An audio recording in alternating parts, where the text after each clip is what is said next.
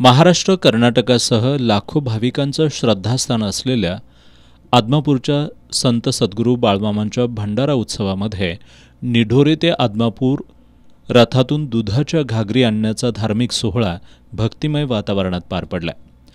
प्रथेनुसार भंडाऱ्याच्या निमित्तानं महाप्रसादाच्या आदल्या दिवशी बाळमामांच्या सर्व बग्गी निढोरीत एकत्र येतात। या बग्गींमधील दुधाच्या घागरींचं महिलांकडून औक्षण करून स्वागत करण्यात येतं। यानुसार आदमापुरातून बाळूमामा देवस्थानच्या रथाचं निढोरीत आगमन झालं। बाळूमामा देवालयाचे मानकरी कर्णसिंह धैर्यशील राजे भोसले यांच्या हस्ते रथाची पूजा करण्यात आली। यात्रेसाठी आलेले भाविक वेदगंगेत स्नान करून मारुती देवालयात एकत्र आले।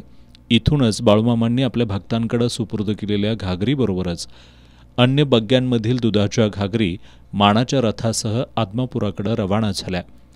धनगर बांधवांनी 1 कोटी रुपये खर्चून मंदिराला प्रदान केलेल्या रथामध्ये 138 किलो वजनाची बाळूमामांची सुमारे 50 लाख रुपये किमतीची मूर्ती विराजमान होती। कर्नाटक, औरनाळ, देवगड, मिरज या ठिकाणाहून आलेल्या दिंडीतील भाविक रथाबरोबर मार्गस्थ झाले। उत्साही भक्तांनी जेसीबीमधून भंडाऱ्याची उधळण केली। भंडारा उत्सवामध्ये खिरीच्या महाप्रसादाला विशेष महत्त्व आहे। बाळूमामा स्वतः बकऱ्यांच्या कळपातील मेंढ्यांच्या दुधाची घागर महाप्रसादामध्ये वापरायचे।